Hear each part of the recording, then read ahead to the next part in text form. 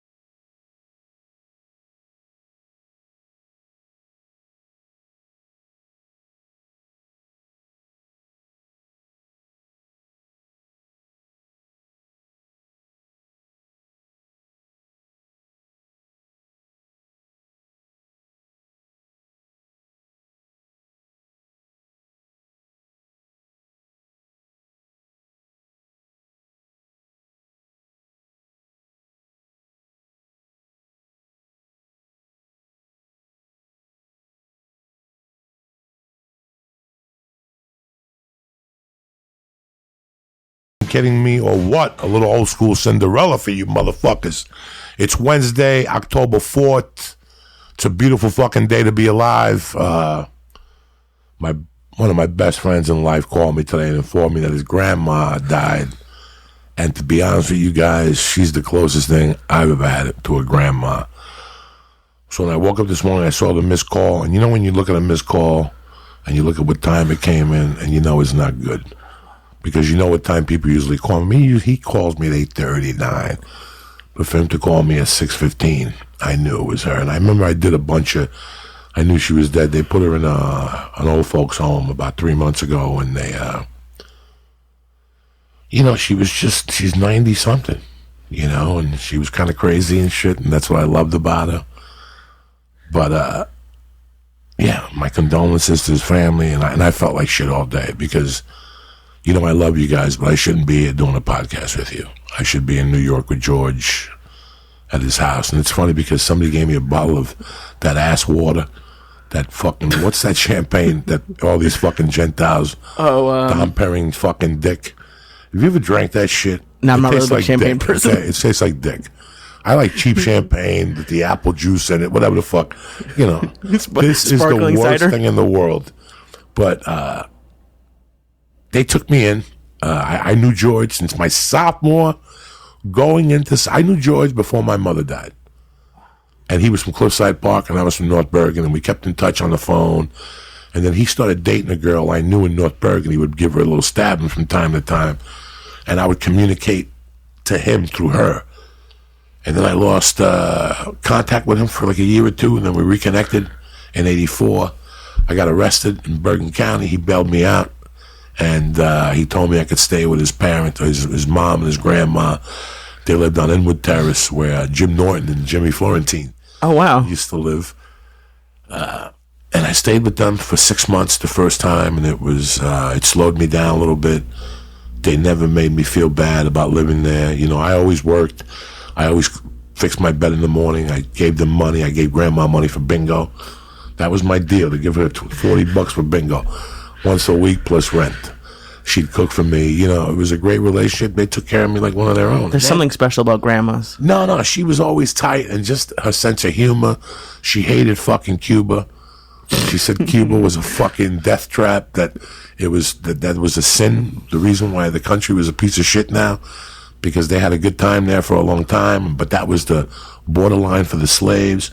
So they put a fucking voodoo on the country. Did that offend you at all? No, I don't give a fuck when people talk. She's my grandma. Why do I give a fuck, you know?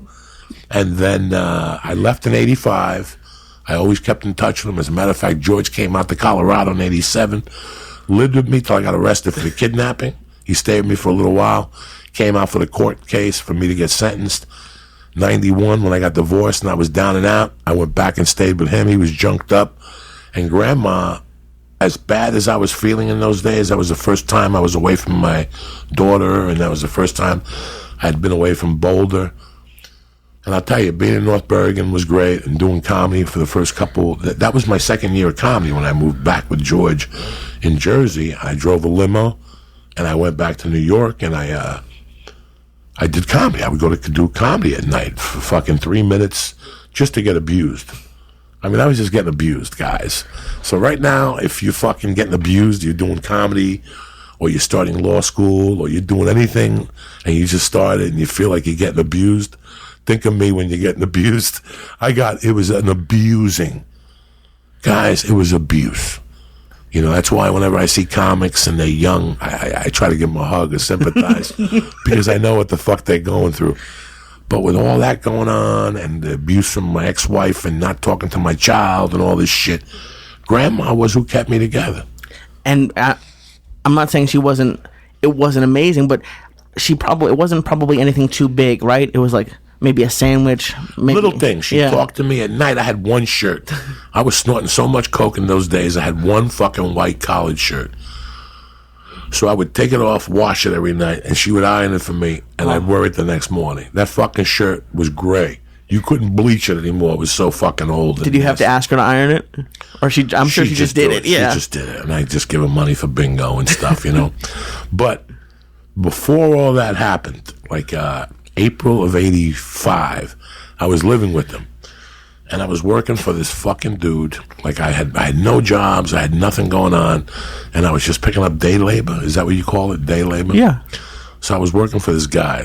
His name was John. He was a real fucking prick. He abused me too. This was '84. This was before comedy. I'm taking you back like 8 years. This guy was a fucking scumbag. So he would tell me to meet him at 7 at the diner. Okay. I would go up there, I would eat, and then he wouldn't pay for breakfast. And then he would sit there till 8:39, and then he would only pay me from 9 o'clock on.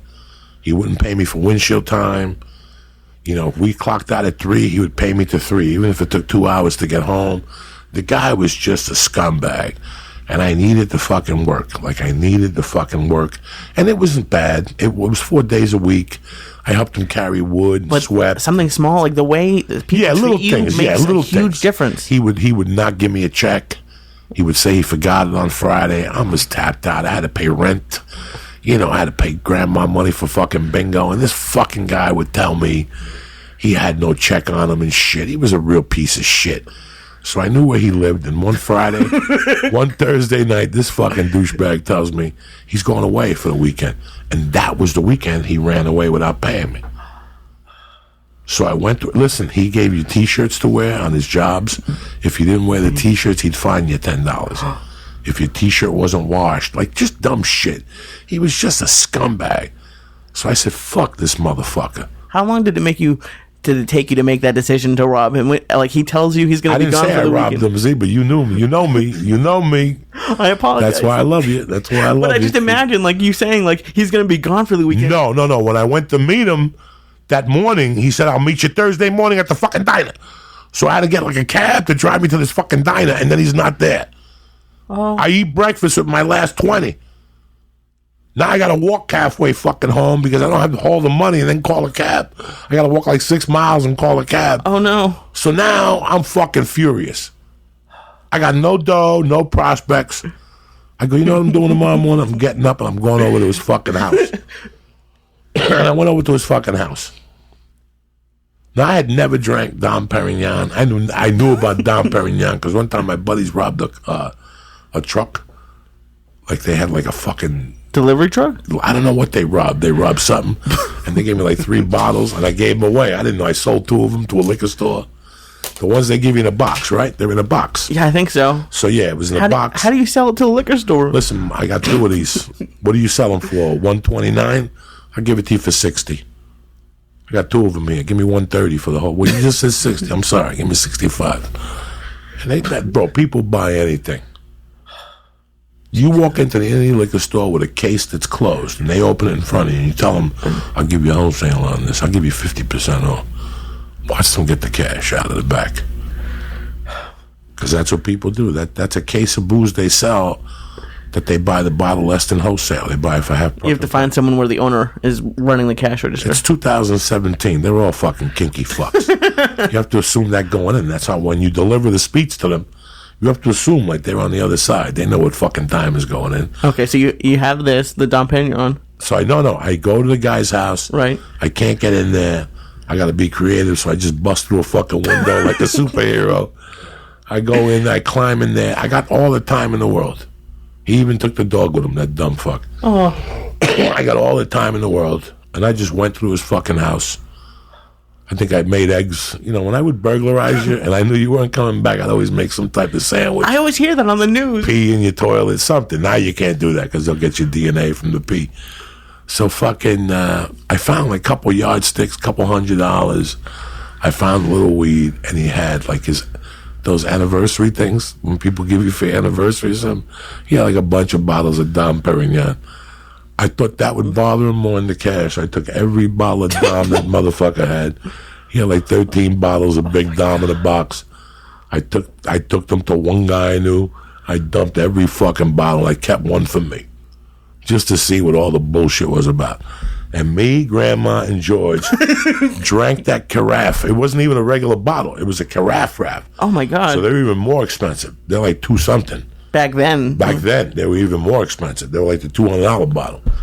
So me, George, and Grandma got in that living room, and we drank the whole motherfucking bottle of Dom Perignon. Could Grandma outdrink you guys? Nah, she was having a great time. We put on music, just me, her, and Grandma. We danced, and then about 10 o'clock, this is all unplanned. I took the money I robbed, and I took George, Grandma, and me to Piccolissimo for lobster fucking Fra Diablo. And it was just magnetic. Listen, she would still bring that night up in 1993. Now she wouldn't bring it up because she didn't remember it. But she always told me that was one of the best nights I ever had. She got home from bingo, we got her tipsy as shit, and then we took her for lobster at the fucking Piccolissimo in Fort Lee, New Jersey. Are you kidding me? So that's all I kept thinking about today. That memory, that night, I saw it vividly about us dancing in the living room and us giggling. And I would go outside and smoke pot, and I would come in and she'd go, look at you, eek, eek, because that's what she would call marijuana. Eek, eek? She'd always go, you outside, eek, eek. So, like, how did you explain to her about the champagne and the dinner? A friend gave it to me. And I worked for the money. She didn't explain nothing. The least you say, the fucking better it is in your life. And I got to tell you something, people. You guys come up to me after shows. Some people give me hugs. And there's some people look me in the eye and go, hey, thank you for helping me. Guess what, guys? We're even. By you guys just letting me tell this story, I got happy. Like, this is what I was waiting for all day, this fucking podcast tonight, because I had so much. The last couple days have just been, for everybody. The last 2 months have really been an emotional toll for everybody. If you have any empathy at all in your fucking body, you know. What was first? Houston? Yeah. Then Florida. You know, fucking Cuba for 2 weeks. I couldn't get a hold of my sister. You know, it's just been a fucking nightmare. And Lindsay got the cancer. Then fucking, you know. They're happening so often now that we forget about them. You forget about them. Like, someone brought it up the other day, like when the hurricanes were happening. Does Flint really still not have water? Does Flint really still not have water? They don't give a fuck. That's so good. Listen, Monday morning when I looked at that Las Vegas thing, Yeah. I go, Puerto Rico's fucked. Because this is going to trump Puerto Rico. This is bigger than Puerto Rico. 50-something people dying. And I don't know how many people getting injured. This is bigger than Puerto Rico, so there you go. The laser, what do they call it? The eye isn't over Puerto Rico no more. Right, it's just not. It's over Las Vegas. I mean, it's Wednesday night. If you turn on CNN, they're still in Las Vegas. I mean, there's going to be a huge fight there this weekend. Yeah. By tomorrow, everybody starts to fly in. Friday, they really fly in and fucking. Yeah, I don't know what the Mandalay Bay is going to do. Like, they might have to close off that entire floor. I would bet. I wouldn't even want to stay at the Mandalay Bay right now at this point. And I love that hotel. So listen, I love that hotel, but the last couple times I've stayed there, it hasn't been too kosher. Really? It hasn't been too kosher. That's where they used to have the fights, right? Yeah. Yeah. Yeah, it hasn't been too kosher. Especially if you go down after midnight.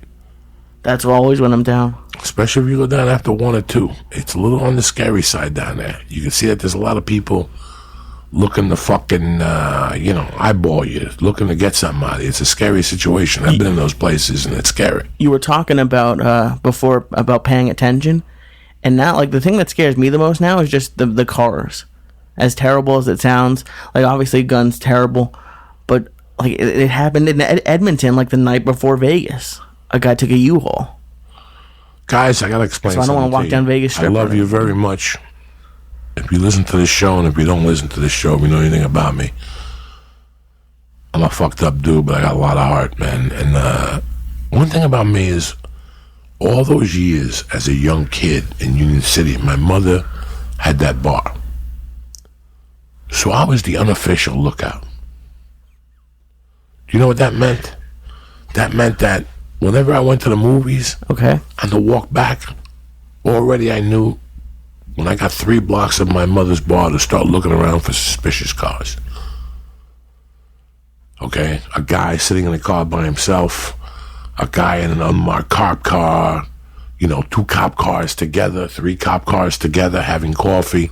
That means something's about to go down. Okay. And when your mom asked you when you got back? No, I would say it to them. Oh, yeah, okay. Something's going on up the corner. There's a cop car up there. You know what I'm saying? Just so they had their heads up.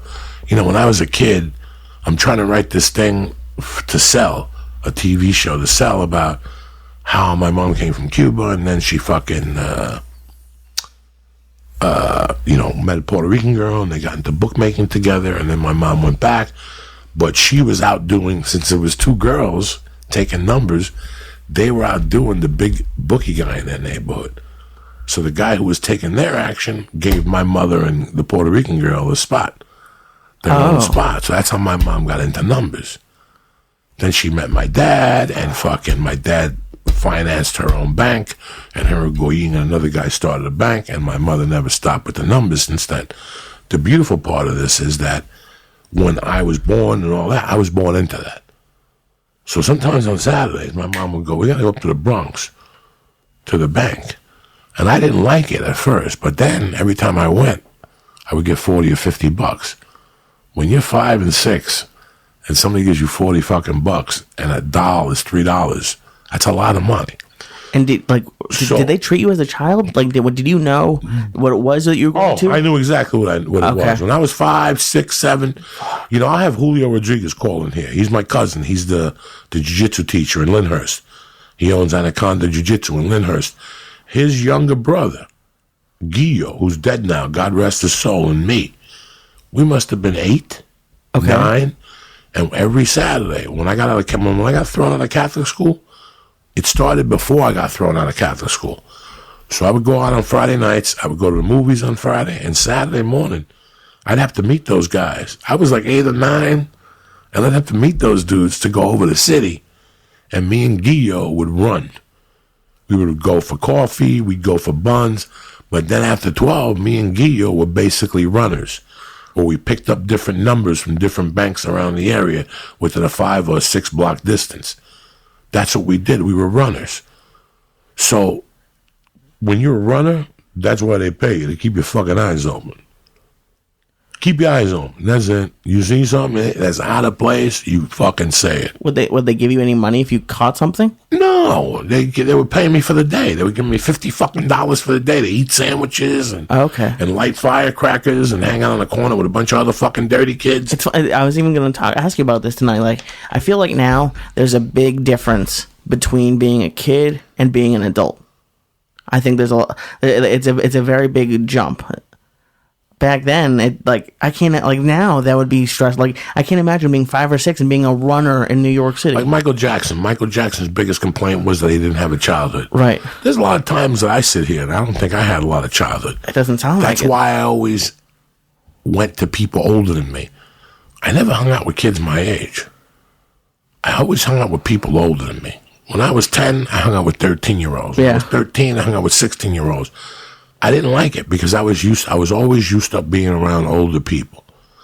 I didn't go to any daycare. I don't remember going to daycare. I do remember being in kindergarten. I remember being in the first grade, second grade, and all that stuff. If I wasn't at school, I was at home. And what do you think they talk about when you're home? They talk about your school and all that shit, but when they're talking amongst themselves and they're on the phone, they're talking about their business, which was numbers. Right. I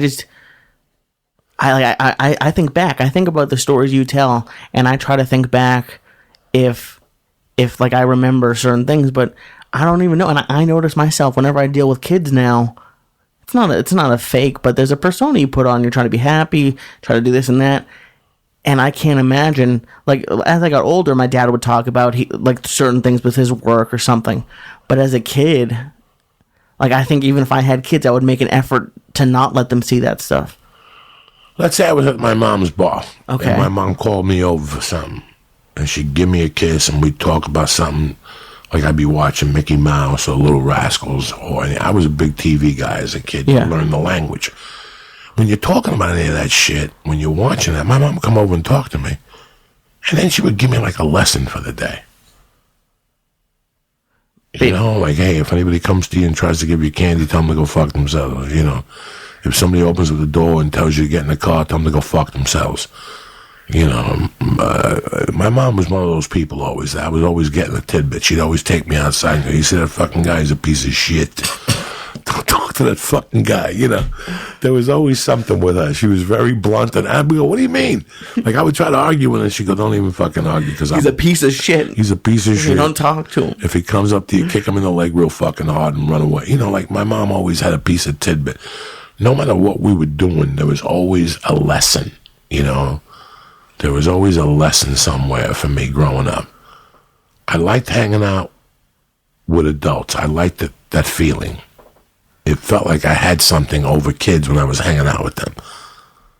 Yeah, I felt cool. Not that I felt cool. Not you, but it. I always felt so insecure about my being an immigrant. I always felt so insecure about not being smart, whatever. Okay. So that was my hook, that I knew about the world. That was my hook, that I knew about the world and what was really going on. The kids I hung out with in Manhattan growing up were really nice kids like you. Now, I go up to 148th Street and I met my match. These kids are all raised like me because they're poor. that mentality was still there where, these kids didn't go to Yankee games. These kids didn't go to Met games like me. If you took one of those kids at the age of 6 to a Met game, they would kill for you for the rest of their lives. They would kill for you because you're providing that dream that their parents can't. Do you know what I'm saying? Like there was a Law and Order on with, I think it's Michael Imperioli. It's somebody who's popular that he plays a coach at like one of those boys' houses, like the boys' club in Manhattan. And he's telling them all that he's going to build a house up in the mountains and they're going to have shooting ranges and this and that and horses. When you're a kid, that's a fucking, and you're in that you grow up in that type of element, 140, like I always talk about the Cedenios. Let's just focus on the Cedenios. Okay. I love the Cedenios. They had a brother named Ricky and they had a brother named Nelson. But beside that, there was 9 of them. And they had an older sister named 9 kids? Yeah, look up Riders of the Purple Sage. Her name was Nancy Cedeno. Wikipedia them and see the list of background singers over the years. Okay. Nancy Cedeno was on 2 albums. She was a hot Puerto Rican chick up on 148th Street. Now, when I grew up with Ricky and Nelson, it was a band, Riders of the Purple Sage. Yeah, New Riders of the Purple Sage. Oh, okay. They were like a spin-off. I don't know what, like a Bob Dylan-ish type shit, hippie-ish. This is 1970, 1969, 1968 when I'm running with these kids. So, now, Nelson Cedeno, Ricky Cedeno, I can't remember the rest of the other kids. There was a Jewish kid that his parents owned something on the block, like a knife store or something. Okay. He was a tough kid. There was a black kid in that neighborhood that ran with us. I don't remember his name. And there was like a blonde-haired Irish kid that was tough. And him and Nelson would fight all the time. And Nelson was the oldest out of all of us. So if I'm hanging out with these kids at 6, Nelson's 10, and this other kid, this Irish kid, was about 8, and he would him and Nelson would beat themselves up 2 or 3 times a week. Where I lived on 88th Street, this was not. Nobody fought on that block. Right, yeah. No, you know who fought on that block? Me. And I got beat up. But I used to fight Rudy, this Haitian kid. We called him something. What did Rudy do to you? Rudy the Haitian. I forget what the fuck we called him. Rudy the Haitian. Some of them weren't that unique. Me and Rudy were good friends, but we used to fist fight from time to time. And one day we got into a fight, and his father held me while Rudy punched me in the stomach and busted my lip open. Fuck. This had to be before. This was before Catholic school. Oh my God. This is what led my mother. These were all the decisions that led my mother in the 3rd grade to put me in Catholic school. And that was probably... The father held you? The father held my arms outside while the kid hit me. So then the father took me upstairs, threatened my mother, and my mother chased him with a knife. And then the cops came, and we had to move out of there about 2 months later. What? Oh my God. You had to move. We had to move. They didn't evict us. They just said, it's better if you guys start looking for a different place to live. Jesus Christ. But my point is, don't worry about New Riders of Purple Sage and all that. Yeah, you can't find it. My point is that I was raised doing that at an early age. Like I said to you, and Timmy listens to this podcast and he'll vouch for me. When you got in a car with Roger, if you were driving, he didn't want to hear a word out of your fucking mouth. Neither do I. If you're fucking driving, don't say a fucking word, all right? Just drive the fucking car. We don't want to hear a long story. We don't want you smoking dope. We don't want you doing nothing. Just drive the fucking car. We'll fill you in when we get there. You are pretty specific when I'm driving. I don't like people fucking around when you're outside. You see how I am when I'm out. Pay attention. Put your head up. I never like this fucking phone and how people look at that fucking phone. It drives me crazy. And you made a good point before the podcast started. You know what? I'm scared of cars too. I'm fucking petrified of cars. All these busy streets. See, dog, the world changed again. Not only the world changed, America changed again on Monday on how people think. And people like me, fucking, this scares me. Monday, I was not all there. Again, the podcast saved me that night with Nick and the fucking pizza and those fucking buns he brought with blue cheese in them. Jesus Christ. But I was having a tough day Monday. And I always feel like I'm not an empathetic person, but I fucking am.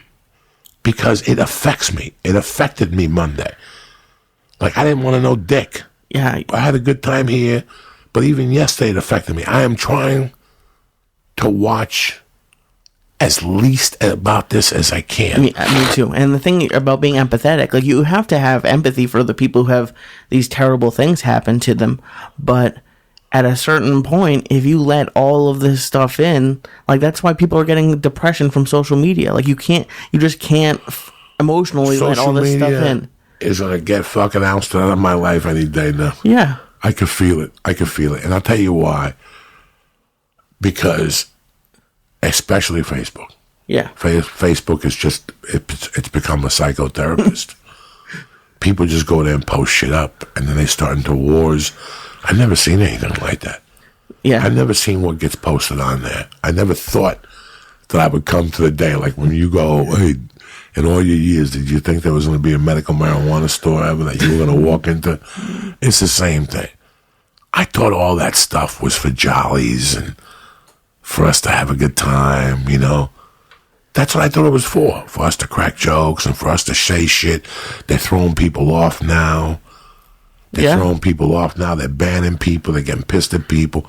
It's become something different. You know, it really has become something different. I think it's time to start a new fucking page for 18 and over where you could put people fucking getting jerked off in the face, people getting shot. It's like World Stop Hip Hop. Right. Only you, it's your page. So if you want to show 3 Chinese guys getting hit in the head with hammers, so be it. If you want to show 3 black guys getting shot because you're into that, so be it. If you want to show 3 white guys, whatever the fuck you want. But anyway, not to take away from... I was going to say, you went the other way. Yeah, well, take away from what's going on here. I will tell you one thing, ladies and gentlemen. And after I say this to you, you know my stance on all the bullshit and everything. But I will tell you this. And like I said, I just know... Like, I didn't watch World News Tonight the last 2 nights. I did that for a fucking reason. Because I don't want to take that. And that's my favorite show. At 6:30, if you call me, you're not going to get a hold of me. The phone is plugged in a complete different room. I really don't care who calls. When I'm watching World News Tonight, I don't fuck around. And there was a time when Diane Sawyer was on. I was going to say, even without Diane? That if you called my house, that's when I would pick up the phone and tell you to go fuck your mother and hang up on you. How dare you call me during Diane Sawyer? Anyway, I will tell you one thing, Lee, that I feel. And something is not right. You guys forget I'm a criminal before I got into this. You guys forget that I had urges of killing 3 people in my life and had dreams about it and would fucking fantasize about it without medication and without bullshit. I would just sit there and salivate. It was like coming. When I was 21 and I was thinking of killing one, it was like coming every night. Seeing myself, you know, walk down the street with tiptoeing and coming up to him and shooting him in the leg and watching him drop to one leg and then shooting him in the back. And you fantasize the whole thing? Oh my God, many a times I fantasized it. And then after that one, I thought, who did I want to kill? There was somebody else I wanted to go after. And that was a fantasy of like 3 years.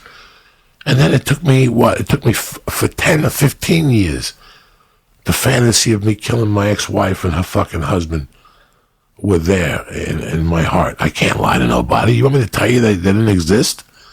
Sure they did. Doesn't that just Sure they fucking did. Doesn't all that fantasizing about angry things make you angry?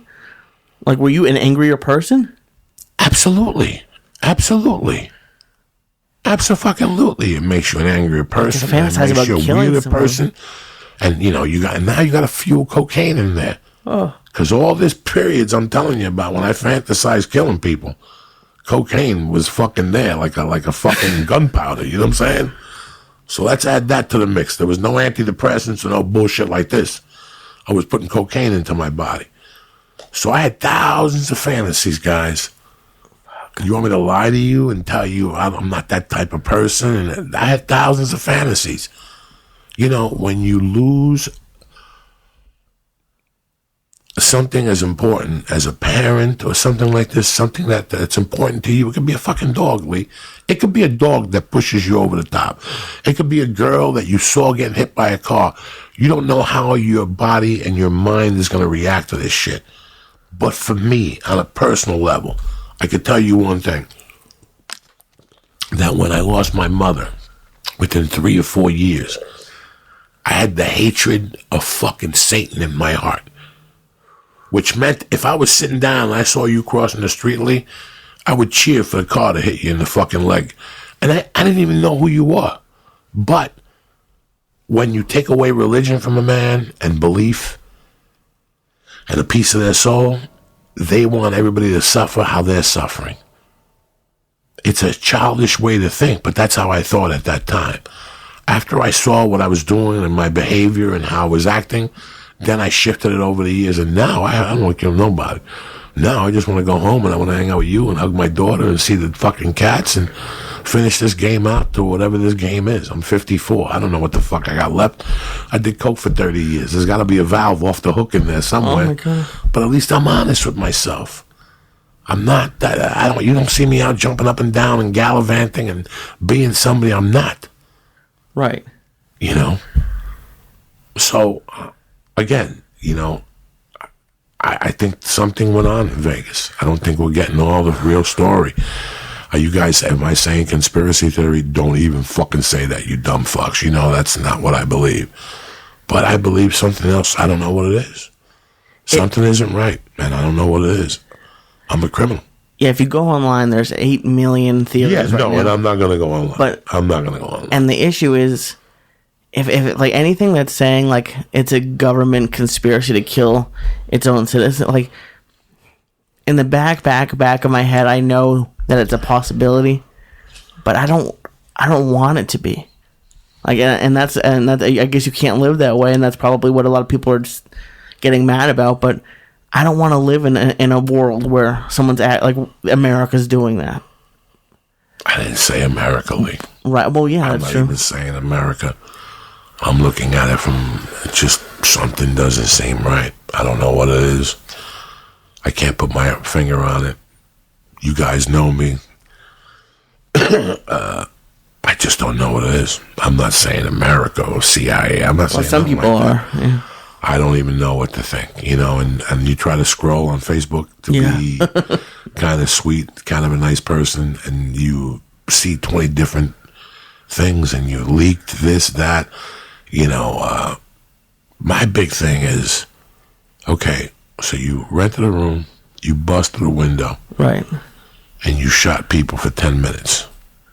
How many guns did he have in the room? At least 30, I think, right? No, he had 18, 19, and a couple handguns and shit. He put a peephole. He put a camera in his peephole. He put a camera in his room service dish. Cart, yeah. In the cart. And he put a baby monitor in the living room so he could watch while he was also supposedly taping himself. Now, wait, this was my only question here. You just shot 2,200, you know, whatever. You just shot I think, yeah. I don't know how many rounds. Don't, you know, please. Right, yeah, I don't know how many rounds. But I do know one thing. At that point, wouldn't you shoot it out with the fucking cops? You'd think so, or just keep going out the window or something. Because he did stop. So he just stopped at 10:15 and shot himself? I don't understand this. So I have 3 or 4 of those. I don't want to turn the podcast into something it isn't. But again, my fucking hearts and prayers go out to these victims, and I hope that we find an answer, you know. And just from being at the coffee shop today, I heard people next to me. There was 2 nice women, and they were talking about gun advocacy and all this shit. And guess what, motherfuckers? If you were at that concert Sunday, Lee, and you lived, right, you made it back to your house and you hugged Paula, and you sat down and you said, "Joy, I'm taking a week off." What are you going to do next? You're thinking about buying a gun, aren't you? And that's not ever going to happen to you again. And you're going to start thinking about Paula, and you're going to start thinking about your mother, and you're going to start thinking about Dickie Syatt. Right. And how many things they go to. And you're going to start thinking about this shit. This changes you. Guess what? Whether it's the next day or within 60 days, you're going to buy a pistol. Because you're never going to want to be put in that position again. I wonder how many applications were filed for guns the last 2 days. Probably a lot, but that's, and we've talked, I think we talked about this last year or something around this, something happened, and guns have always scared me, and I know people have a lot of emotional attachment to their guns for reasons, for hunting, for reasons, just family, whatever their reasons are. Well, I'll tell you what, if one day you and Paul are walking down the fucking street, right, and 2 kids come up to you and they put a gun to your neck and they take your wallet out, and the kid takes Paula's wallet, right, and before he leaves he smacks her in the face and she goes down and her glasses break. Right. Let me ask you something. How are you going to feel as an American? You know, how are you going to feel as a human being? Okay. Terrible. Okay. Awful. But why can this guy for $200 buy something that turns his gun into an automatic? Well, no. Let's just talk about the gun issue. Forget about the next step. Okay. The next step. He smacked Paula. Paula goes down. Right. Okay. You're going to go home and you're going to go through a bunch of emotions, and so is Paula. Right. One of the emotions you're going to go through is maybe I should go back to Krav Maga. Yeah. Right? Because Krav Maga guys could disarm a motherfucker. You know, one of my point is you never want it to happen again. No. You never want that to happen again. Now you have to deal with Paul. You know, Paul is a sweet girl. If you got kicked in the stomach, it ain't no big deal. You wrestled in high school. You fuck around with us. I don't want to get kicked. They punch at the Comedy Store from time to time, Theo or something.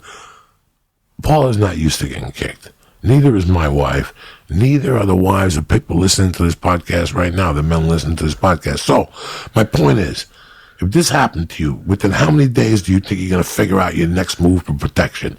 Immediately. Okay. Is it a karate class? Is it a jiu-jitsu class? Is it a boxing class? Is it a tactical class where you learn how to fire weapons? And will you probably buy a weapon for the next time? As much as you hate a gun. Because you hate a gun because you have no knowledge of a gun and they scare you. Once you get knowledge of a gun and what a gun could do, but these are the people that go, Death Wish. What is Death Wish about? A guy, they rob his fucking house, they rape his wife, and his daughter becomes a Momo. He goes to Arizona to build a project, and while he's down there, the dude takes him to shoot, and he knows he's heartbroken. On the way back, he throws a piece in his luggage, and he goes, I put a little something in there for you, for when you get back to New York. Right. Charles Bronson gets back to New York, opens up that fucking suitcase, and looks in that goddamn thing, and it's a fucking piece and a half. And he started shooting people 2 nights later. You understand me? And he was an engineer. No, he was an architect. Paul Kersey. He was an architect in that movie. But these are just how many fucking movies are surrounded around somebody getting killed, and fucking all of a sudden, who's the Taken? Liam Neeson. All of a sudden, he becomes fucking Johnny Seal. And he gets weapons and lockers, and he's shooting people. He was ex-SEAL. Whatever the fuck Whatever he was. But no, yeah, I mean, those are a lot of movies, and I get that urge. But, I mean, if you want, do you want to take it to the next? I mean, people are going to get mad regardless of what you say. Half the people are going to get mad. No. I'm not saying that it's the time to buy a gun or it's not the time to buy a gun. Everybody has their own. It is and it's not at the same reasons. Time. Everybody, I am not going to sit in a room and argue with somebody about guns. Because everybody's different. Exactly, yeah. Everybody's different. The automatic thing, yes. You have to ban all that stuff and give 30 years in possessions, automatic time, guaranteed time, whatever it's called. Whatever it's called. Push stock. Yeah. They catch you, it's automatic 25 years, no plea bargain, no nothing. You start impending those sentences with a $50,000 fine, whatever. I don't fucking know. Right. I don't know. And then they said he had 30. He had 30 guns, right? 30 guns. So 40 altogether. 19 or something there, and 20 something at the house, or flip flopped. But it all was 40 fucking handguns. Listen, we all know that if you got a heartbeat, you could buy a gun, and your record's clean, you could buy a gun, or you could pay somebody and give them, and they'll buy the guns for you. It's the same thing. No big fucking deal. There's always a way to get a gun. That's the sad thing in American society. You could always buy a gun. You could have 4 guns. You could have 2 that are registered and 2 that are dirty, just in case shit goes down. You got to shoot a motherfucker and put a gun in his hand. Oh my God. You know what that? You don't think there's people who walk right? What is the thing? Isn't there? Did you ever see anything about that fucking Jew in New York that was shooting people?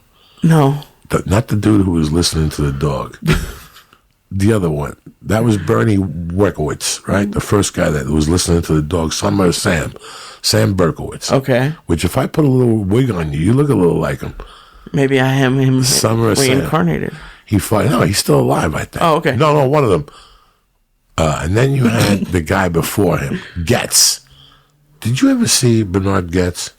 The name sounds familiar, but I can't. Put it on YouTube. Bernard Getz Getz. interview. Bernard Getz. Was he in one of those? Getz, I think. One of those combinations. GOE. I think that was the name of the guy who did the fucking shit in the city in 1977. Why would a harmless guy like this? Subway vigilante. Yes. What was he vigilizing? What was he? This motherfucker went on a roll. Like it's an hour and 20 minutes. No, but let's see if he there's got to be short ones. Yeah, let me find one. YouTube. Now you know his name. Just put it. There's got to be like a 2-minute one. I just want you to show him. He says something that was so fucked up. They said, why'd you shoot the other guy or something? Because he was breathing. Like he was fucking. Because why do you think? When they interview him, he tells you, I've been mugged 4 times. That was one of the worst times ever in New York City. That was one of the worst times ever in New York City. Well, how long was he out there for? Look at him. He looked like Ari in Heat. Look at him. Look, go up, Bernard Getz. If I had more bullets, I would have shot them all over again. Look at this shit. Listen to this shit. This is what happens.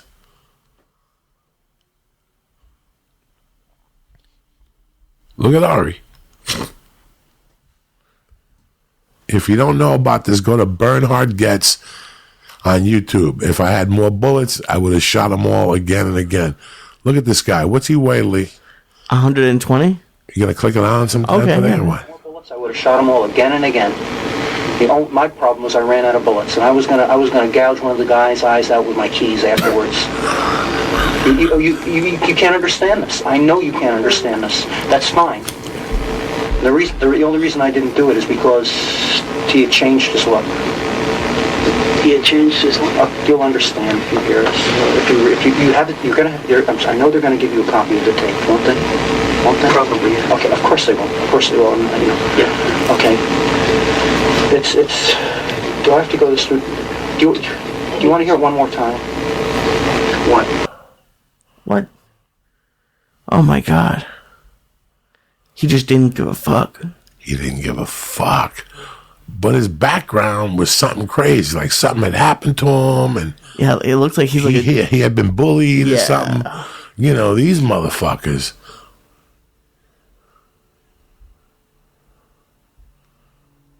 Go ahead. He's crazy. There's another one. You seem to be doing all right. Here's another. This is how crazy this guy got. The first 2 to check them who were on the ground, the first 2 that I had shot. And they were taken care of. It's all very cold-blooded, and this is going to offend everyone. I went back to the other 2 to check on them. And the fellow who was standing up, I was sure I'd shot him. It was funny. I wanted to give an honest answer. I want to know if I missed. But I went to him the second time. And I looked at him. And he can't verify this because he was probably out of it by then. If I had shot him or if he wasn't, I don't know. And I said, you seem to be doing all right. Here's another. Oh my God. This is when you get bullied and the guy just snaps.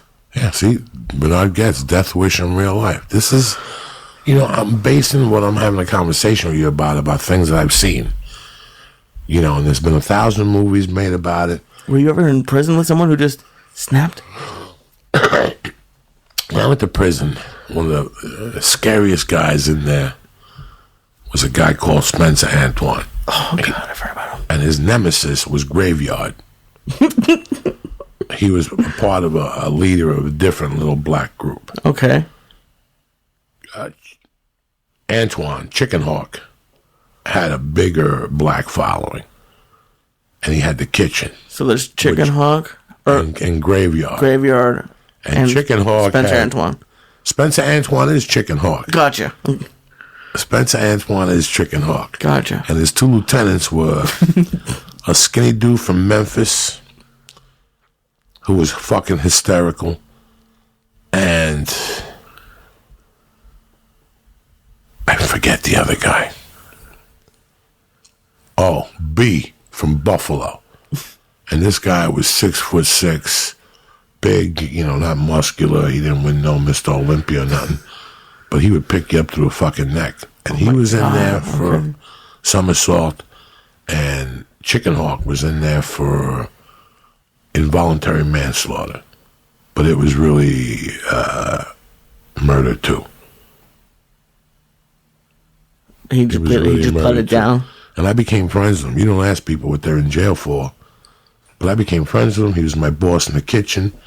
I hung out with him a lot, man. I really liked him. Like, he was from New Orleans, and he had a gold tooth and shit.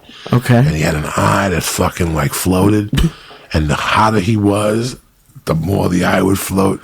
And the pack, what I never talk about, which, this is classic shit.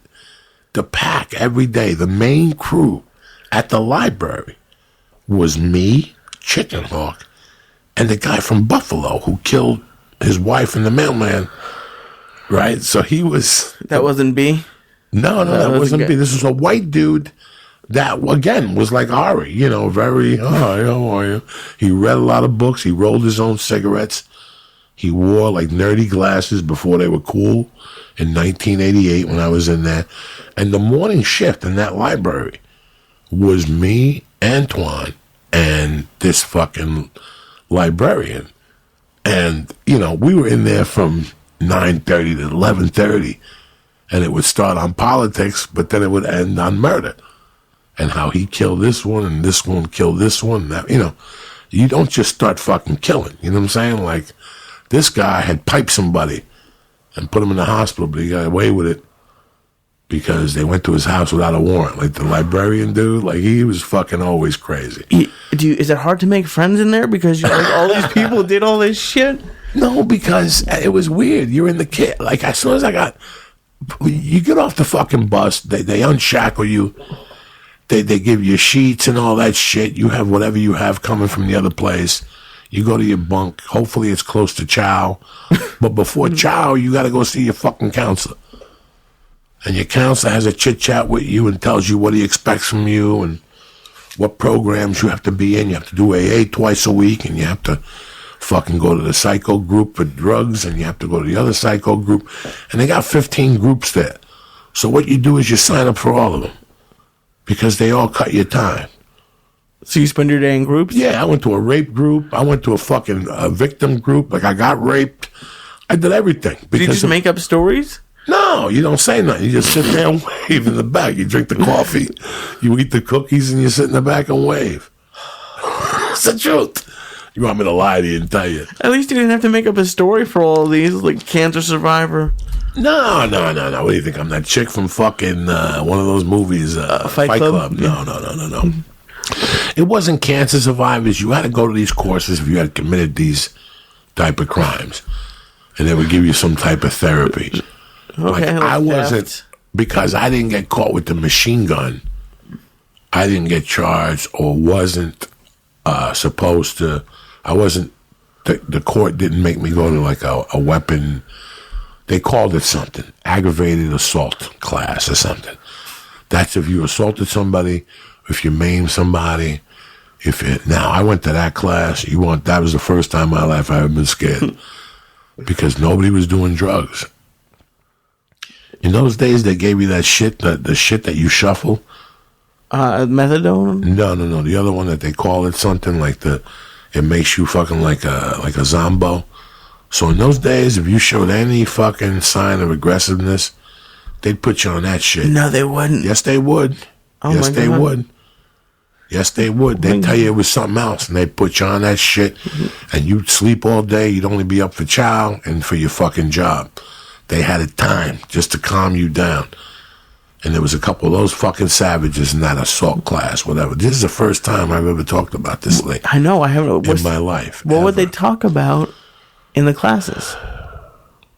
They would tell their story, and then the counselor would tell them why they had that.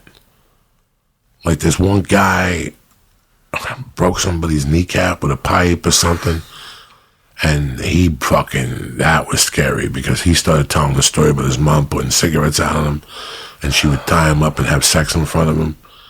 You know, like they get that deep. When you start listening to them, listen, to be an animal that does that to somebody. Listen, Lee, you and I got into an argument. You pushed me. I hurt your feelings. I push you. You punch me in the head. I kick you in the stomach. We don't talk for 2 weeks. Everybody goes home happy. You're not going to talk shit about me. You violated me too. We're always going to be brothers. It happens. What if I pick you up and throw you off the fucking balcony? What would you think about me then? And you broke a hip. That's malicious. There's an explanation why people do that, Lee. There's an explanation why people do that. And when you dig a little deep, it's fucking ugly. And I didn't know this. What do you think? I knew this shit going into that. That's why ever since, like, I was always enthralled with psychology in a way. I just wasn't going to go to school of psychology. Right. Like, I wouldn't mind taking, like, the courses that were required. It's a long process. Yeah, It's like basically like being a doctor. No. But, you know, it's too much. They break it down a little bit too much. It's a little bit too Freudian and shit. But you know when you talk to people, like those guys at a high level, they're really sharp. I don't know. It's something I know because I know I'm half fucking retarded myself. But I also know when something ain't fucking right with somebody. Okay. So what are we talking about here? About the therapist knowing something's not right. About the assault class. Oh, the assault class. Don't take me off that. Okay. So there was like, I'll tell you what was the scary thing. It was a chick. Like that always stuck out in my mind. Chick teacher. There was a chick counselor in that class. She was a smaller black woman, light-skinned, very educated. She was sweet, but she wouldn't show it because it would be a sign of weakness, and one of those gorillas would fucking rape her right in the class. Though she had to fucking be firm. If you were late, don't show up. She was one of those women, you know. And I was never late for a class. I was always early for those things. I'm surprised people would open up like that. Well, if you're required to go to them every week, Okay. Eventually, Lee, no matter what you think when you go into those things, you go home and you make a predetermined of what you're going to say and what you're not going to say. And then some crazy motherfucker goes in there and tells and breaks down and says, my motherfucking, her boyfriend ran a train up my asshole and then pimped me out and they smoked crack with my fucking toes and you feel so horrible that whatever happened to you seems minute. So after a while, you want to state your case, and you go, you know what? I'm going to fucking tell my story. You know, you're compelled to say it. Like after like 4 weeks, I told a kidnapping story, and they were all laughing at me. And, you know, if you watched the third season of Narcos, is there 3 seasons? Yeah. If you watch the third season of Narcos, at the end, there's a part where the crazy Colombian is torturing the securities expert. And he's telling him, you know what I don't like about you? That you don't carry a gun. And he goes, is there a problem with me not carrying a gun? Do you remember the scene, Lee? Mm-hmm. And he goes, maybe you're scared. Maybe you'll find out that you're really an assassin. That's what that teacher said to me. Because you didn't like guns? Or why did they say that to you? Because they heard the whole story. And I told the story how I went in the trunk of the car and pulled out the fucking gun. And I could have just ended this. So you just... I could have just ended this. Like after... And again, when I went in there in fucking August I didn't even dream of getting that deep with it. But by November, you know, like I said, you go, what am I going to these for 45 minutes every fucking week? To sit here like a deaf mute? I got to get something out of that. And like I said, people went in there and told horrific stories, Lee, about taking eyes out and biting people and shooting a kid by mistake. You know, you have no fucking idea. Lee, you have no idea, my friend. I never broke down on one of those things, but I always left there going, that's how I realized that I wasn't a criminal. That class. That class made me realize that, you know what? This game ain't for me. This is what's really out there. And if I keep doing what I'm doing, I'm going to stumble upon this layer of fucking savages somewhere along the line. Not that I never stumbled upon savages like this before. But when one of them you could pass by, but surrounded by these animals, it was really, and Lee, that's why, I don't know, it was a great experience for me, that. Was it humbling almost? It sounded like, not that you would think you were like the best, but it sounded like you almost thought you were like kind of a big shot, and then you hear all this stuff, you're like, oh shit. Well, listen, it made you feel bad and good in many ways. Like, you walked out of there, let's face it, people, I'm not gonna lie to nobody, you walked out of there going, oof, and I thought my life was bad. Maybe I'm not going to hell. That guy cut his grandma's foot, and, you know, I mean, there were just fucking horror stories, and I didn't forget all of them. Like, I can't remember all of them. But I do remember the kid with the fucking cigarettes and just horrible shit. And I thought about him for one time. Now you start thinking about the fucking people. Right. Okay? And you start going, this guy's 30 years old. This happened to him from the ages of 5 to 9. And he's been walking around with this inside of him. For 20 years. For 20 years. That they fucked him in the ass and put dildos in his ass, and his own parents did this to him. And then they would go to his father's house, and his father would make him blow the uncle. You know, you don't have a fucking idea. These kids, and they become men, and they're carrying this shit.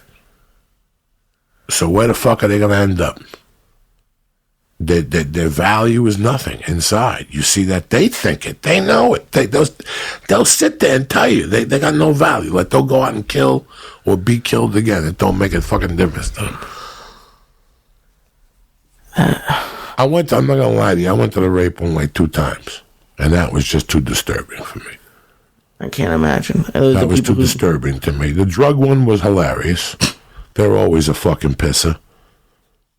They're always a fucking piss of the drug ones. Because everybody was a kingpin. Nobody was just a fucking regular top of the notch, you know, drug dealer. I had bitches. Everybody in there had bitches, boats, their attorney. They all got fucking stories. That's the worst one. I went to the alcoholic one. And there was a couple of them because I was busy in the afternoons. There was a couple therapy groups I had to go to. And I told the truth. You know, I just told them what I knew at that time. Stand-up was nowhere in my life. Stand-up was nowhere in my life at that time. Right. Not even fucking closely. So it's kind of fucking crazy. Yeah, not even close. Like, I'm trying to think back. By then, I had gotten on what was my so-called stage. At that time? Right. Yeah, I was already getting up on Thursday nights. And during the movies and stuff. During the movies and shit. And yelling and screaming. About 2 weeks ago, I was on the road, and I was thinking about the guy I used to pick on a lot. A couple weeks ago, I went to buy an iPro pad with my wife. What? Just keep going. It's on iPad Pro. We got it. Just by the way, for very quickly, your wife called me last week about something, and we laughed for about 3 minutes about mirrors.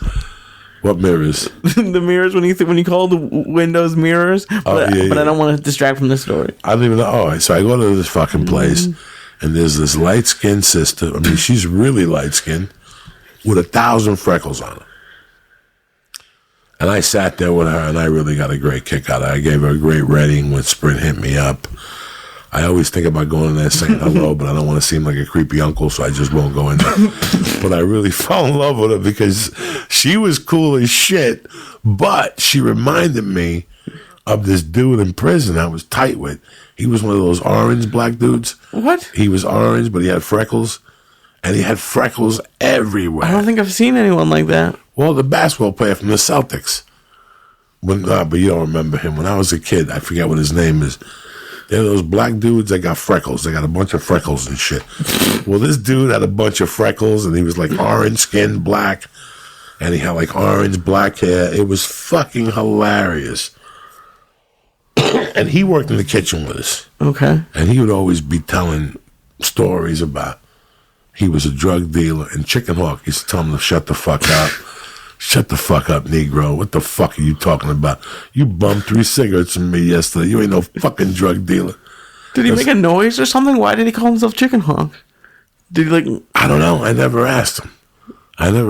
Chicken Hawk. He used to make me go into the black rooms and play domino with him in the prison. They would fucking hate me, but there was nothing they could do. He was Antoine Spencer Antoine and shit, a.k.a. Chicken Hawk from New Orleans. And he told us one day, like, when somebody's telling you a funny routine, like if you watch Bill Burr, you get submerged in that shit. Right. And you start laughing your ass off, or Segura or Rogan. Sometimes you get submerged in that shit. We were in the kitchen one day, Lee. The way me and you sit here, like with Becky or somebody else, when they come in here, Nick Turturro, we're just sitting here talking. But there was like 5 of us. And because we used to... They would cook shit in the kitchen, and then each of us would smuggle stuff from the bodega, and we'd make a big meal one day a week. All the kitchen employees. All the kitchen employees would go to the store every day, even if they had to borrow money from us. They'd go to the store every day, and then they'd bring back supplies. And on Friday, we'd make like a Puerto Rican gumbo, like real tiny shrimp with fucking, imitation crab meat. And then, he would make like Louisiana, the kid from New Orleans, Antoine. He would make that. And then we'd make saltine crackers with sardines. Oof. Oh, yeah. We'd be throwing heat and shit on fucking Fridays, living like doctors in that motherfucker. Blowing up your toilets. Oh, disgusting. I was living off those fucking things. But that was one of the weirdest, because you always hang out with people and they tell you funny stories, right? Like they tell you stories about going on vacation or when their kid played in the 3rd grade or whatever. This guy was telling us a story, how he murdered the guy he was in prison for. And we were in tears on the floor howling. That's how funny he was. You're listening to me going, Joey, how can somebody tell you about a murder and you're in tears? So he told you about the murder? He told us the whole day, how it went down, why it went down. So he had already gone through the whole trial? He wasn't... Yeah, we were doing time. That's it. He had nothing to lose. Jesus Christ. So we're sitting around eating fucking lunch, whatever. Everybody else was gone from the cafeteria. It's like 6 of us just sitting there. I think me and Purdy. This dude's name was Andrew Purdy, a fucking good-looking white dude from Cali, blonde hair, the whole fucking thing. There was a troop of those dudes, too. There was a dude that looked like Don Henley from California that was there.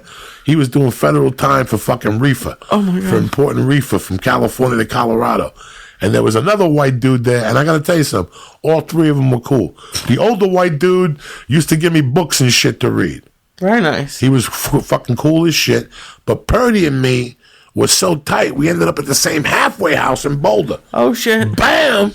Reunion. And then there was another guy that was a car dealer that was turning back the miles. Okay? He was turning back the miles on the car. And he was doing time. His name was Kelly. His last name was Kelly. I don't know what his first name was. Probably shouldn't say it. A coke fiend motherfucker. Even in prison, he was slinging coke, snorting coke. I had to avoid him like the plague. Did he teach you how to roll it back? Yeah, he taught me. I knew how to roll it back, but he was a pro at it, and he got caught. But he was the guy that he would be working the he'd be working the line. Okay, so I would work in the morning, guys. Okay, my shift was 7 a.m. to 9, 10. I would wash my hands, go to my room, take a piss, and shoot right to the library. Okay. And then I wouldn't have to go back in there till 11:45, till about 1:45, and then me and the guys would sit around and talk shit. And one day he was just like, "Hey, so it's all I never these. Tell you guys if I want to murder the guy." Right. So this white dude, the dude who was in jail for turning back Miles, Lee, he was hilarious. He wore glasses. He was goofy, but he was a killer. He was cool as shit. Like he was just running a one-man operation out of a fucking big-time Chrysler dealership in Lakewood. Like this dealer had been there for 40 years, family. He disgraced it single-handedly. He was snorting coke. He was fucking the receptionist. He was fucking customers' wives. I mean, he was a one-man demolition crew, and he had zero remorse. His wife would come in crying, and he'd fucking tell her, go fuck yourself, deal with it. I left you 20 G's. He was nuts. But the cool thing about him was that he was the dude who put the food out. You know those dudes that put the food out in the trays? Caterers? No. He was no fucking caterer. He worked in the kitchen. Okay. But his job was to fucking take the mashed potatoes and put them over the fucking sternos.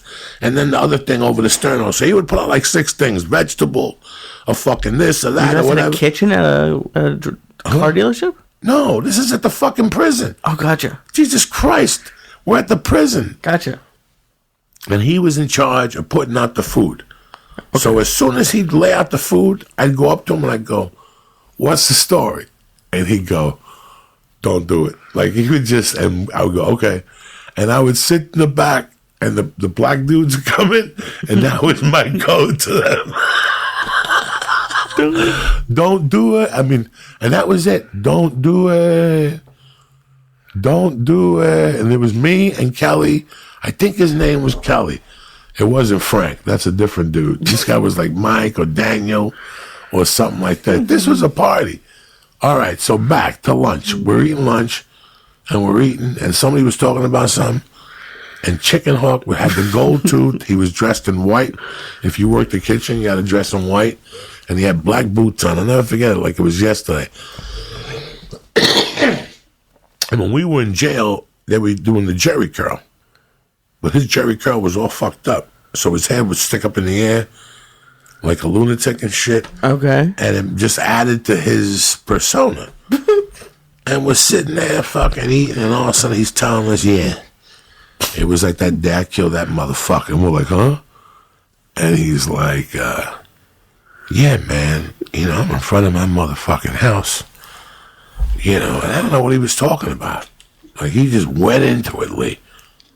Just if he was saying, hey, you remember the game last night? He just went into it. Yeah, like just we were sitting there, a bunch of us all day drinking. You know, I never did a drug in my life. You know, and he was talking. That's what made him unique. Like, he didn't believe in drugs. He didn't want them around. If he would tell you when you moved into that chef barrack, the kitchen barrack, if you do drugs, don't move into barracks, bro, because I'm going to find out and I'm going to have you moved out. So if you do drugs, I'm telling you right now, don't move in the chef barrack. There's another barrack for kitchen help. It wasn't as nice, though. So that's why I lived in that barrack. And did you follow the rules? Yeah, I didn't do drugs in there. Okay. I didn't smoke pot in there. I did acid a few times. They test you, Lee. And if they test you, you're at a minimum security camp. You're living like a doctor. Nobody says boo to you. Okay. Okay? If you really wanted to, you could drink. But what am I going to get drunk with a bunch of guys and do what? So I did acid with the librarian, the crazy librarian, and this black Christian dude one night. Sounds like fun. No. Oh, I got a little ball itch there. Who doesn't? What are we talking about?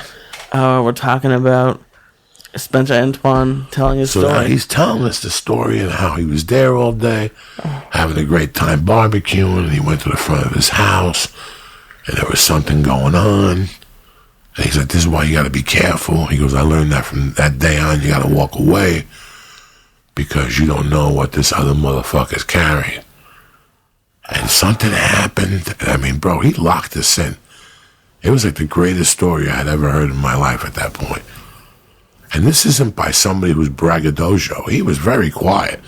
He wasn't a loud black guy at all. Very matter of If he fact. went to the movie theaters, he wouldn't say a word. Because I'd have to beat him to get a word out of him when we were watching football and shit. He loved to laugh. He was about 6'2", 225. He had like 4 kids. He made a lot of money. Like, he wasn't a drug dealer. He made a lot of money. He did something like construction, and he was a realtor. You could tell he was a sharp guy. If I was 25, he was about 35. I know he had like one of the best attorneys. I know he paid a lot for his attorney to get him out. He paid a lot of money, because I remember him talking about he had to make 3 payments of $50,000 the first 6 months or something, and then for the trial, he had to pay him again or something like that. So I know he had a white attorney, a Jew or something. I forget what he used to brag about him. But yeah, he said he went up to the dude, and the dude pulled a gun on him. And he goes, this dumb motherfucker, you gonna pull a gun on me in front of my house. He was living like in 1950. It was a white guy? No, I think it was a black guy. You never disrespect a black guy like that. There's some people, bro, you take a weapon out in their fucking house, you're dead. You're dead. That's a fucking goal to some people to shoot you. You don't bring a weapon. Wouldn't that be in defense if I you come into your house, I put my gun in the fucking trunk before I walk in your house. Why would I appreciate walk in your house that. with a gun? So the same thing. Okay. This guy, but he didn't look at it like that. He didn't know. It's like, I don't even know you. It's like if you knock on the door right now and you're like, I'm going to shoot everybody motherfucking in here. Who's fucking my wife in here? I'm like, dog. Nobody's fucking your wife. We're in here doing a podcast. My wife is in these motherfuckers. I'm going to start shooting bitches and, whatever. And you go out there and all of a sudden you end up fucking shot or whatever. He said he told the guy to put the gun away.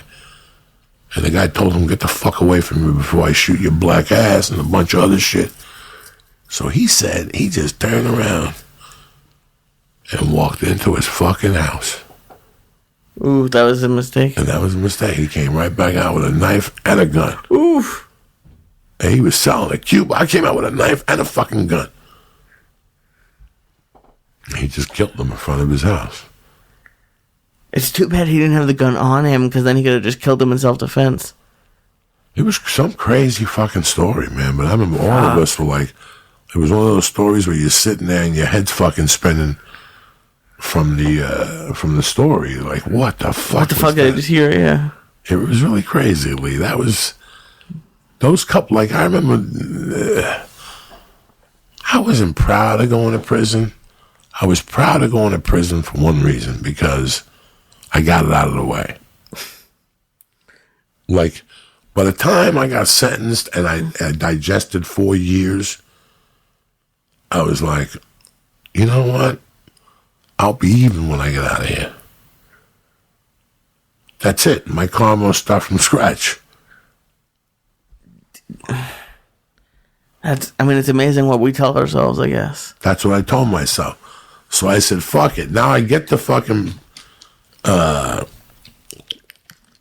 Prison. I'm thinking I'm doing 4 years.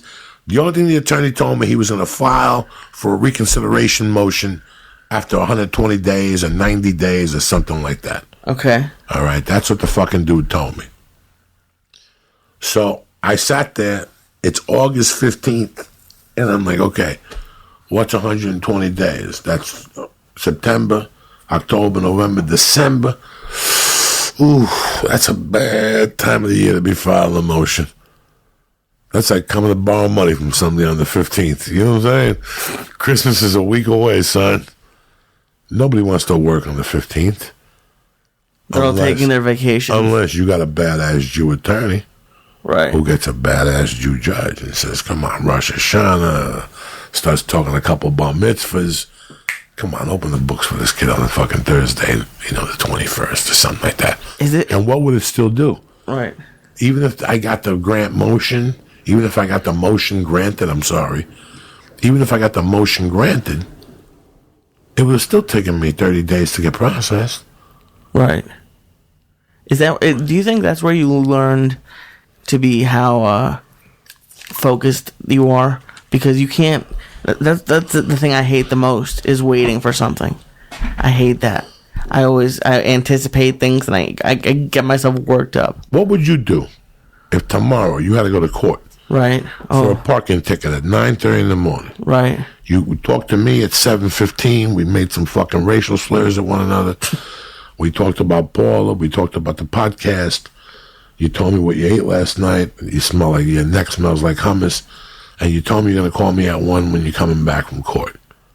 What if at 4 o'clock in the afternoon I got to collect call from you from the county jail and you tell me to call my attorney to get them down there, that they're mistaking you for somebody and you're going to do it. They're charging you with this and this and this and it is your car.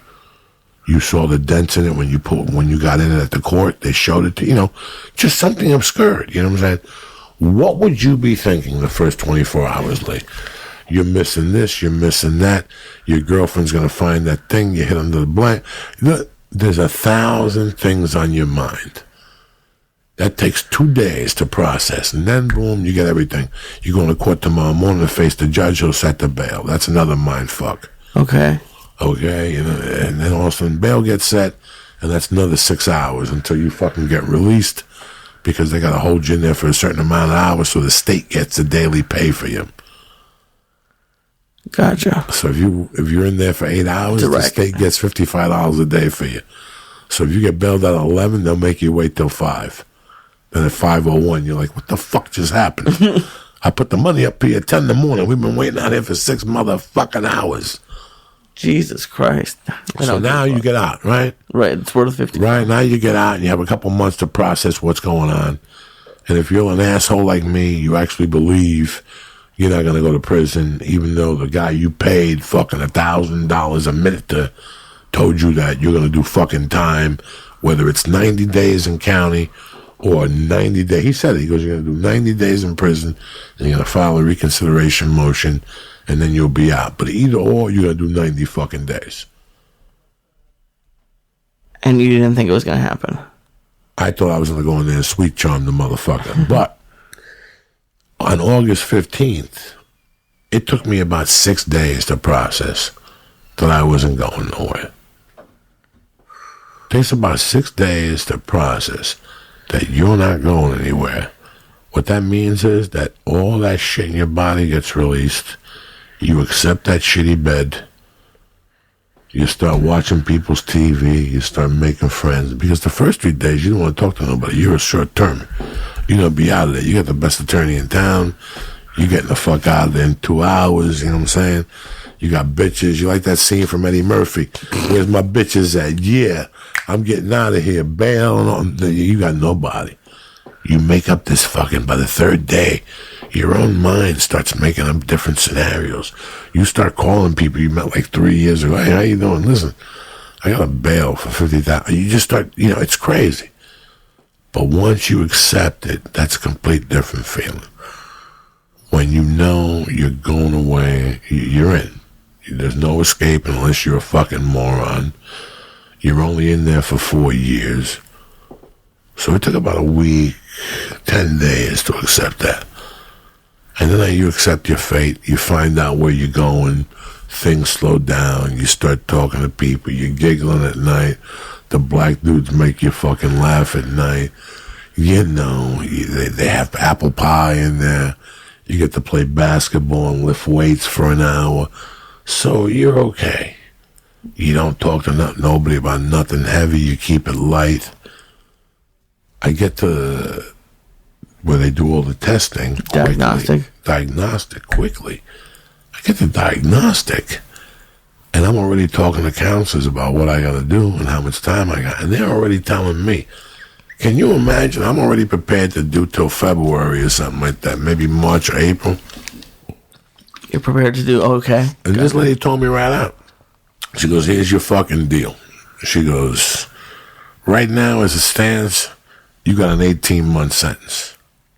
No, you got a 24-month sentence. 2 years, okay. 2 years, okay? She goes, you did 2 months in county, and you've already done a month or something. Gotcha. The way it worked out, I had 18 months left to go. Wow. As soon as I got in, I had 18 months left to go. So you went from 4 years... From 22 months to 18 months. So right off the bat, because of the time I had done in county, right, and the time I was already in whatever, I got 4 months taken off. 6. 24 to 18. 6 months would shut right off. Okay, so I had 18 months left. Okay? And she said to me, we have another situation. For us to even keep you in here, you have to be a 1 point. You have -1. She goes, we have to send you right to a halfway house. By law, we got to send you right to a halfway house. But you have another problem. You're eligible for a halfway house, but you're not going to get to a halfway house till you're 16 months away from your sentence. So in 2 months. So she goes, what do you want to do? Is whatever the fuck you want to do. She goes, the more time you spend in here, but she goes, I already got a reconsideration motion. So that means sometime next year, early next year, you'll get a reconsideration motion. Boom, January 20th. The president was getting sworn in that day. Who the fuck you think you're dealing with, Joey Bananas? I went, he granted me community corrections. So everything worked out as planned, but it was still the same thing. I was still going to end up in the halfway house one way or another.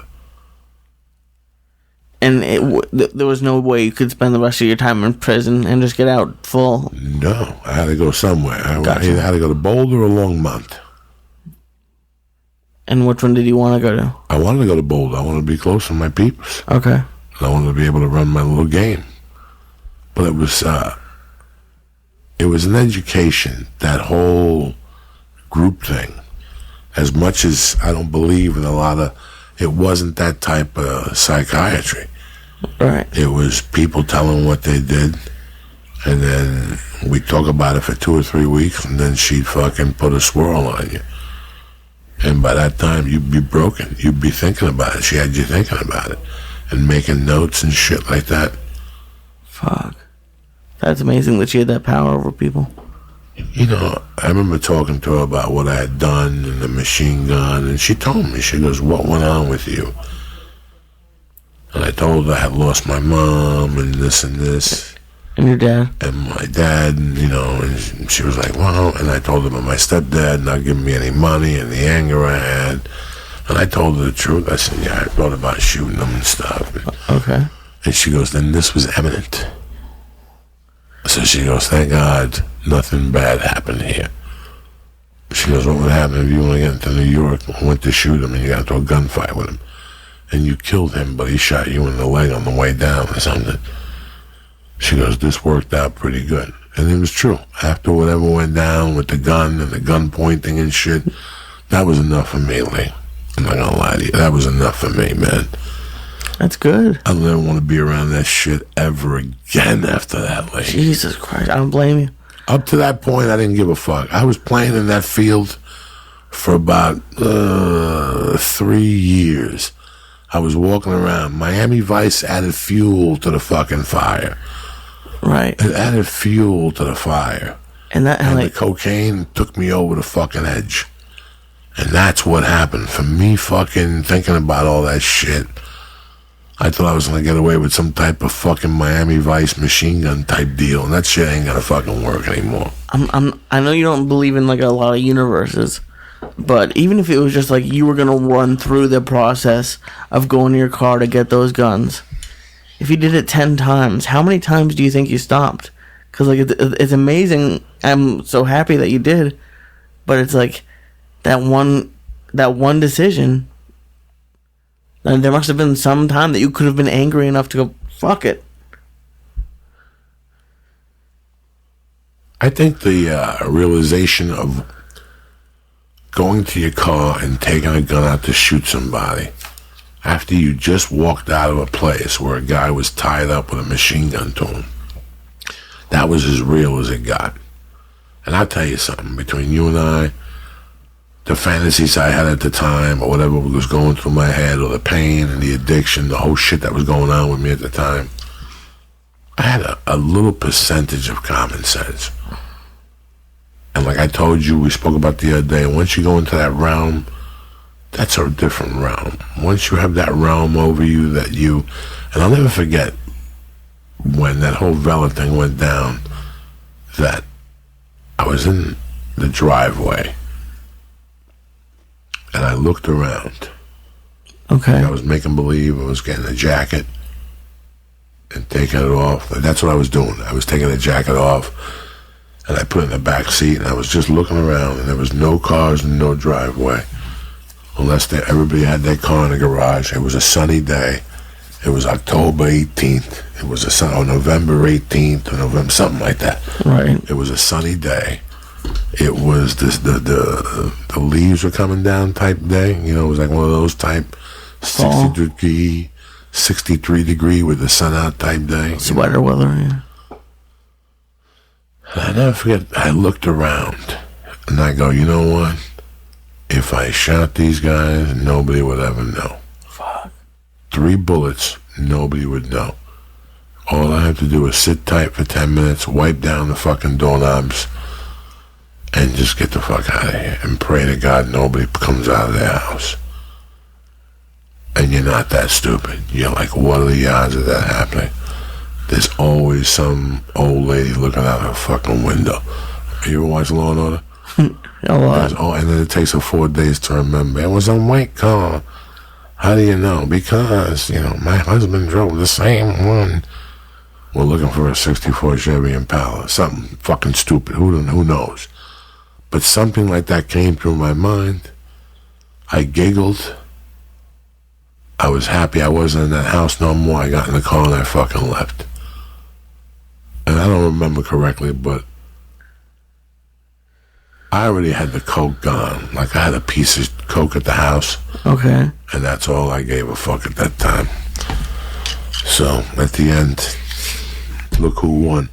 Nicky Skinner, Jim Nunya, Elliott Smith, bad motherfucker, Caleb Furr, Cesar Santana, Billy Horsner, Tony BBF3, Jarvis Mino, Charlie H, and my main man Tony Capicola, always throwing fucking heat. You know, I love you motherfuckers with all my heart.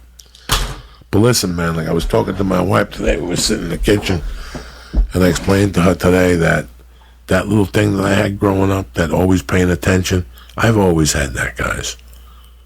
And it's a blessing. I'm not going to lie to you. I think that if I have anything good going for me, it was always my eyes, Lee. Honest to God. Honest to God. I love that shit. I live for that shit. You know, when I drive back from the store, I can make a ride and I always drive past your house and make a ride on your block just to check on you. Thank you. I don't beep because I'm a gentleman. I don't act like a fucking animal anymore. 20 years ago, I would have beeped out in front of you and called you at the same time, then left. Made you come down and left. Told you I had some KFC for you and then left. Ooh. So no. Every night, I love all that shit. I love watching. You know, I sit on my porch sometimes and I see who would watch somebody breaking into my house. There's only one fucking window. It's terrible. You know, all the other windows are covered. So you could be shooting, you know, it's just a shame. So I was telling my wife, thank God we got that fucking ring. Yeah. You know, we got the other ring with the whole light and the taping and the whole thing. You need cameras now.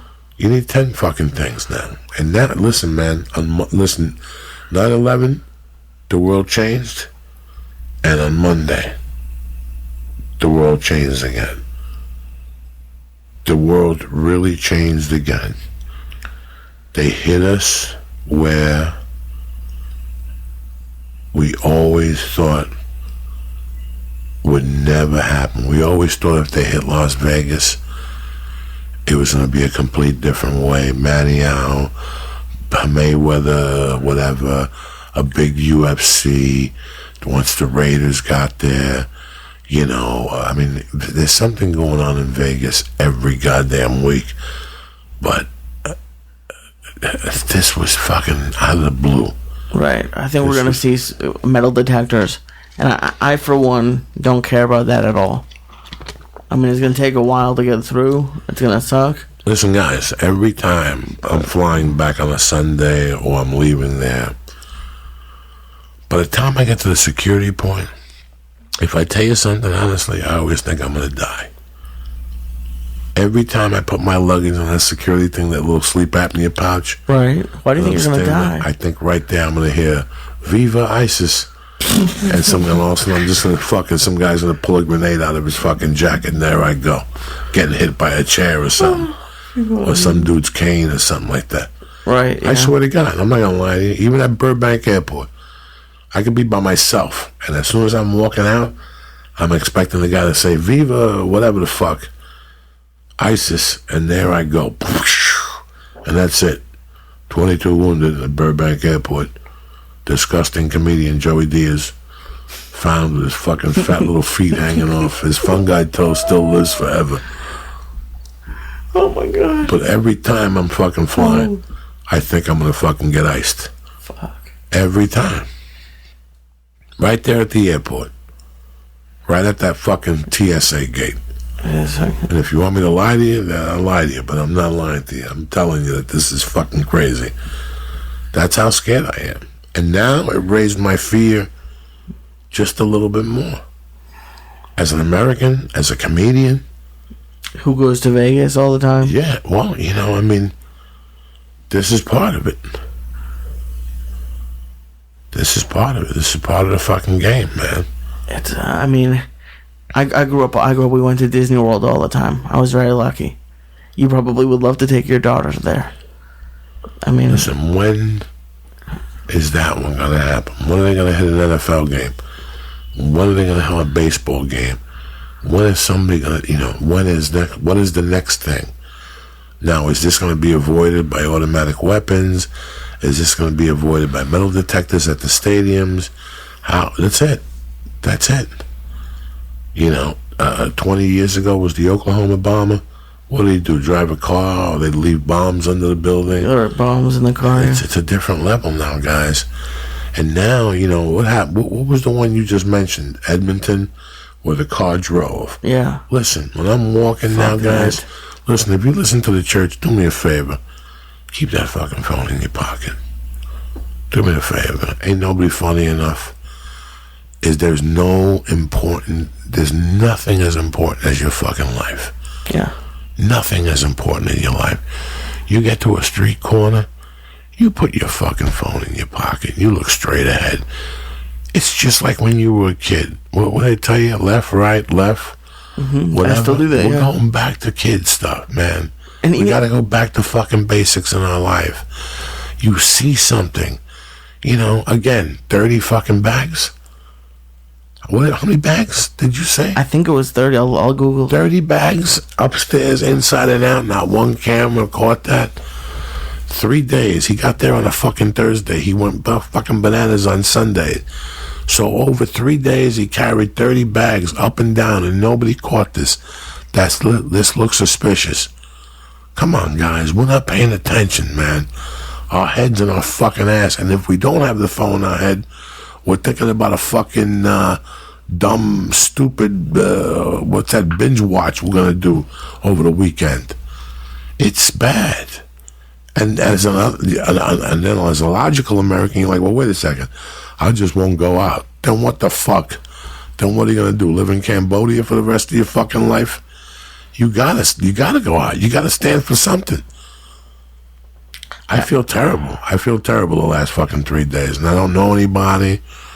I just dream of, it's unimaginable thinking of being there.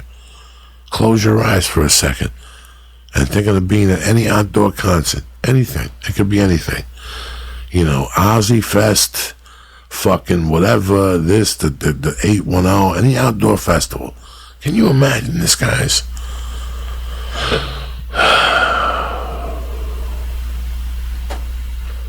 Like I told you guys earlier, you never dreamed 20 years ago that there was going to be medical marijuana and someday you were going to walk into a store and talk to people. Well, now it's unimaginable that, people are getting shot out of a fucking beautiful hotel in the Las Vegas window. So But on the bright motherfucking side, let me tell you what's crack-a-lackin'. Tampa, I'll be slinging dick next week at the Tampa Improv, Thursday, Friday, Saturday, and then the following week at On Broadway in Lexington, Kentucky. I'll be over there with the motherfucking Wildcats. They got 2 Cuban restaurants over there in fucking Lexington, and that's how we do it. I'm happy you guys listened to Monday's podcast with Nick when we discussed the Yankees, and I hope you guys watched me when I tweeted his periscopes. He's a fucking lunatic. Let me tell you something. If he got it together and put a service together for April, May, June, July, August for baseball, I would pay $5 a month to watch him twice a week. Go crazy. He's that funny. He's that fucking, and he's knowledgeable as fuck about baseball. I've seen some of his footage on YouTube of him doing MLB Tonight and shit like that. He knows the fucking game. He's hysterical. I just don't know the game, so I can't. If I knew the fucking game of baseball, I would love to go back and forth with him about baseball. Where was he 35 fucking years ago when I knew everything about baseball? I knew I knew umpires. I swear to God, I knew the fucking umpires when I was a kid, Lee. For the Major League? For the Major League. Jesus American Christ. League for the Boston Red Sox, because that's who I watch religiously. Right. And for the National League, I would watch the Mets. But then I started watching them for the playoffs. I mean, I started this obsession when I was 5. Right. So I started watching other things. I started watching the umpires. Who are the umpires that are fucking there when my team loses? And you put the Malouk on them or something? Nah, they put the Malouk on themselves. I'd watch it and I go, fuck this, I'm not going to watch this game. Because this cocksucker's behind the plate and we're going to die a slow death. There's an NFL ref that has that right now. People hate him. It's like Donahue or something. Yeah. They hate him. They think he's making it all about himself. But, yeah, Nick is amazing. It's kind of fucking crazy that I don't even know what the fuck I was going to say. The ref, what were we talking about? Nick. No, it's crazy how knowledgeable he is. And he'll take you all the way back. He'll take you to those series, batting averages, rotation, the bullpen. It's just fucking amazing. I don't know who holds all that knowledge. But anyway, let me talk to you something real quick, and I'll get you out of your fucking wind, and you can go fucking jump up and down and go have a great weekend. But don't forget, next week, Tampa Improv. But the most important thing is, I'm happy you motherfuckers are on here. You're listening, and your fucking family, you're showing up at the fucking shows. Some guy gave me a container of fucking weed and 4 cushies the other day. I got a bag of mushrooms. I got a bunch of shit in Pittsburgh. They don't fuck around. People are so generous. Sure. Stop being so generous, please. And I keep forgetting to bring the mushrooms for you. Thank you. I appreciate I'm that. going to try to clean them for you. Thank you. And maybe, that's all I ask. And then what I'm going to do is I'm going to do something else for you. Okay. I'm going to bring nice chocolate, not THC chocolate. See, today I could have been a scumbag to you. You could have. They have cookies and cream. No. They have... Please don't ruin cookies and cream for me. It's my favorite flavor. No, listen to me. They have vanilla ice cream cake. 200 milligram THC bars. The only thing I didn't like about them is too big of a bar. It's a little too much chocolate. Fair enough. But they say it's like a French chocolate, very fine, very refined. So I may bring it for you for fucking Monday night's podcast or Sunday night's podcast, whatever the fuck we decide to do. You're looking good, soldier. Look at you. Trying, man. You got the little spots tonight, but everything's working out. Let's hope this new blood's good. Like I said, I watched that fucking Yankee game last night when I went swimming with my daughter. When I had it on, because for some reason I got an MLB, whatever the fuck, in Sirius in the car. So it was 3-0. And by the time I was making the turn, it was 3-3 maybe or something. It was tied up or something. I don't know what it was. But I knew the Yankees didn't stay losing for long. It was 4-3, something fucking crazy. Then I did some shit. We ate dinner, we talked, homework, and then I went back and like I said, they were winning like 8-4 or something. And it was kind of nice. I watched baseball for the first time. You know, I didn't bet it. Did I bet it? No, I didn't fucking bet it. But if I would, let me tell you something, all right? It's baseball playoffs. Then you got the World Series.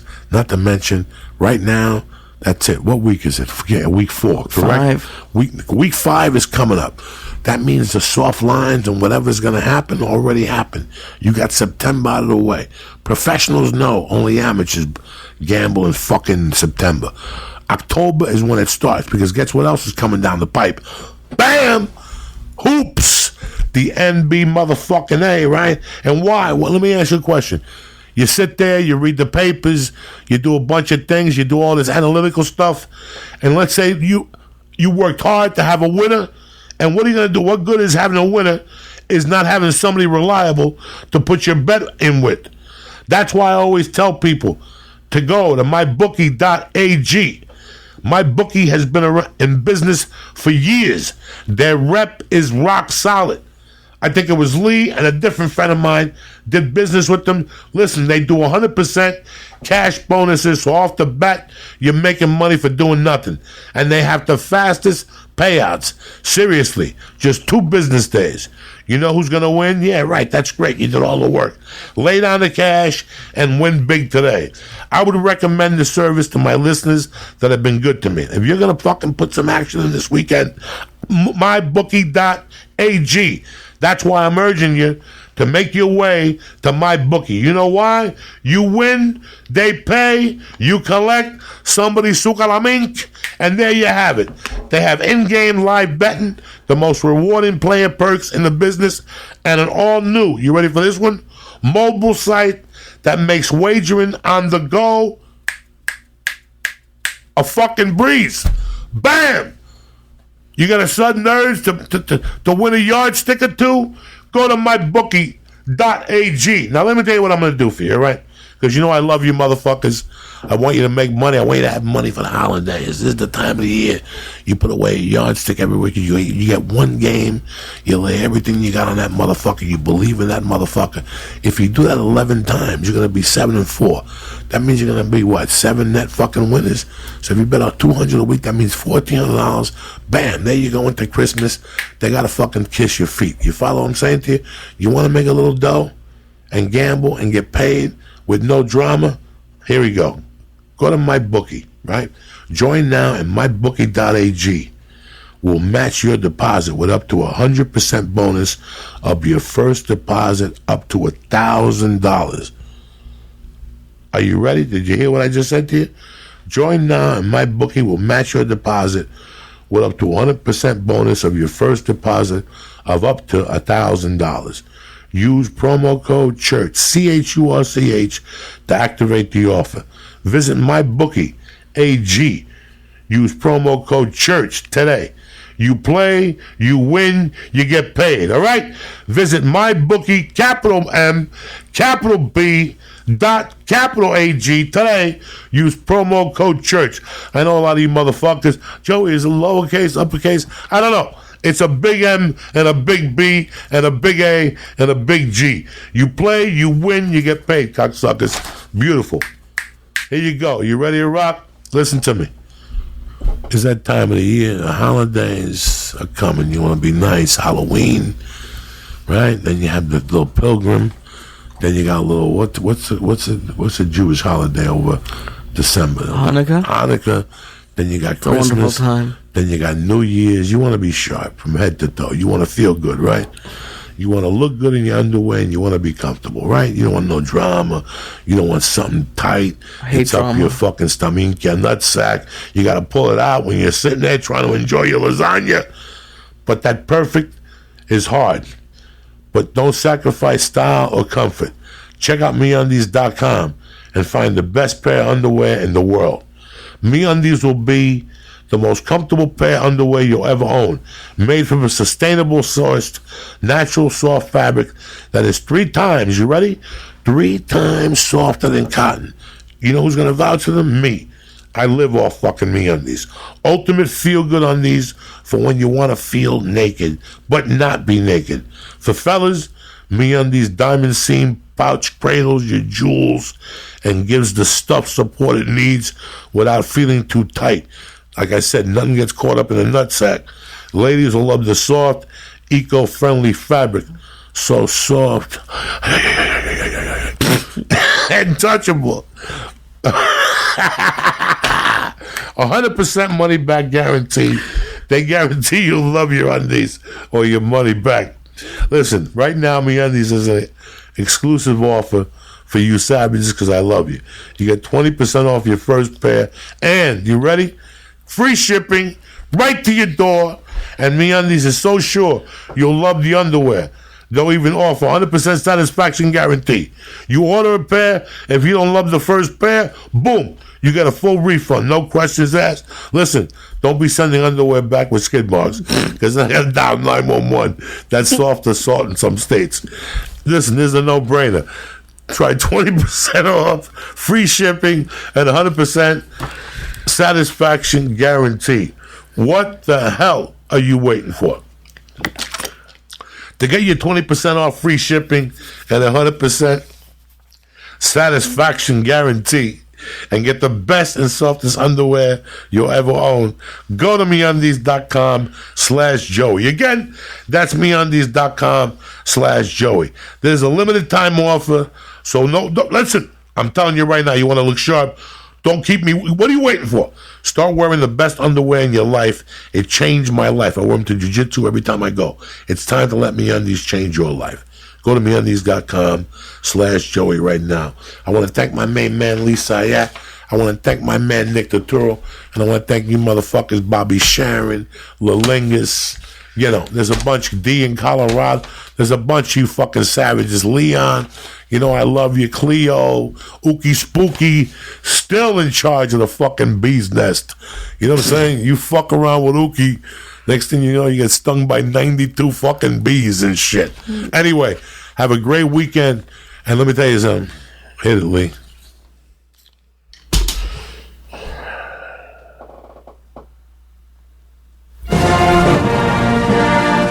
Get up, cocksuckers. It's all over. Listen, we had a rough couple of months. Fucking Katrina's cousin Maria. The other one, Puerto Rico, Houston, fucking Florida.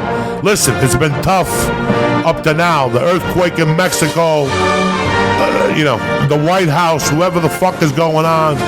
But it don't matter. They want to shoot. It's time for us to fucking shoot, cocksuckers. They want to get down and dirty. Don't forget who the fuck we are. You understand me? We're the baddest motherfuckers out there. You send a message to that fucking North Korean. He's gonna be sniffing my dick and sucking my asshole. That's the focus. We're going to North Korea in like a year. It's gonna be an island. It's gonna glow in the dark. You know why? Because we're Americans, cocksuckers. Who the fuck do you think you're dealing with? Stop with the gun control. They're selling more guns than ever the last 3 days. Stop with the fucking whining. Stop with the Russians on Facebook. I don't give a fuck. Worry about yourself. Keep your eyes open and get the fuck off Snapchat and fucking Twitter, cocksucker. Stay black.